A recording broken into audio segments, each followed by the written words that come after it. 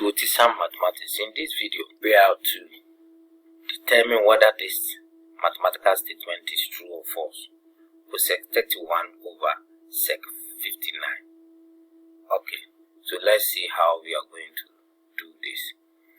Now, cosec theta the same as 1 over sine theta, and then sec theta is the same as 1 over cos theta.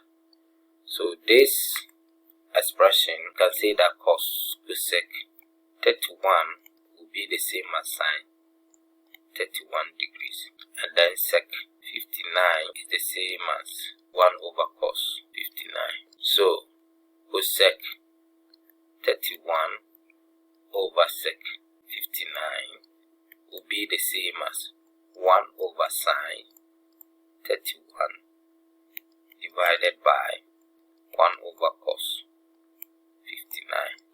So this is the same as 1 over sine 31 times, you flip this one, cos 59 over 1. So we are having cos 59 over sine 31. Now remember, we can change this one to sine or this one to cosine. Okay, sine theta is the same as cos 90 minus theta. So sine 31 will be the same as cos 90 minus 31, which is cos 59 degrees. So this is the same as cos 59 over cos 59, and the answer is 1.